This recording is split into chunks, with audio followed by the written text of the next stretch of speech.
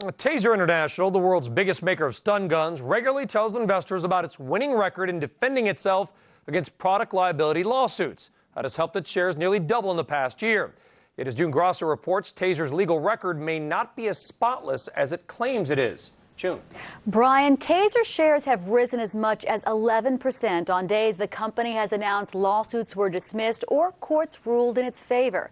However, in at least 10 cases, those were not victories, but confidential settlements. Taser stun guns allow police to subdue suspects by jolting them with 50,000 volts of electricity, temporarily paralyzing the victim. That force prompted lawsuits and other allegations that the weapons are unsafe, helping drive Taser shares down 78% in 2005.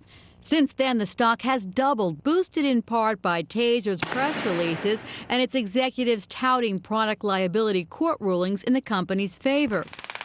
Just last week, after Taser reported sales and earnings that beat Wall Street estimates, the company's CEO cited its record of legal victories. There was a lot of controversy in 2005, a lot of concerns about the safety of the product, but I think after 52 consecutive wins in court, we've laid those concerns to rest. The company considers a favorable settlement a win for the company. Put your hands behind your back because you're going to get it again. No.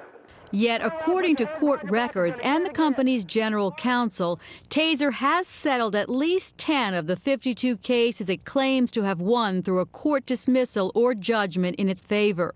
Lawyers for alleged Taser victims say the company overstates its legal scorecard to discourage lawsuits and boost its stock price. I know his 52-0 or whatever it is nonsense. John Burton is suing the company on behalf of the families of two men he says died after police used tasers on them. In sworn testimony, CEO Rick Smith told Burton that Taser had reached 4 or 5 confidential settlements.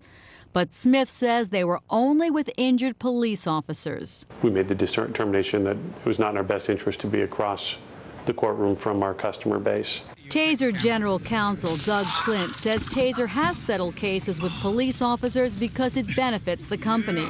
In an officer injury case, if we can get rid of the lawsuit for less money than what it would cost for us to retain and depose experts, it's a monetary win for us. It's very good for customer relations with our customers, the police departments, and in every respect, it's an economic win for us. Yet it's not just police officers Taser is settling with, says lawyer Earl Johnson, Jr.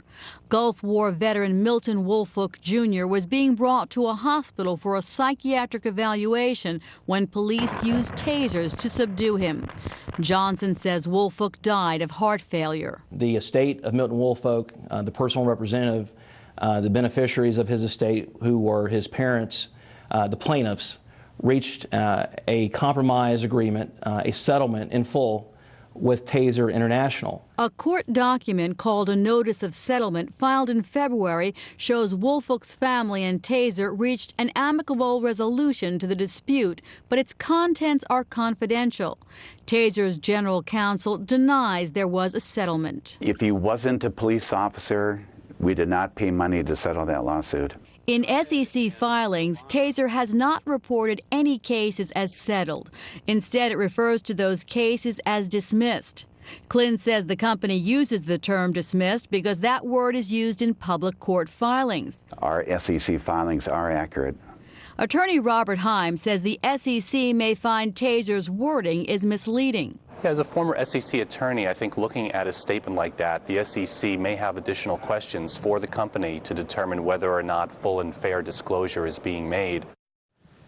A spokesman for the SEC declined to comment. About 50 lawsuits are still pending against Taser, and last week the company began selling a new consumer version of the stun gun. It's less powerful, palm-sized, and comes in 4 colors, including metallic pink and electric blue, but it may be subject to local regulations. Brian? All right, Grasso on Taser. Thank you.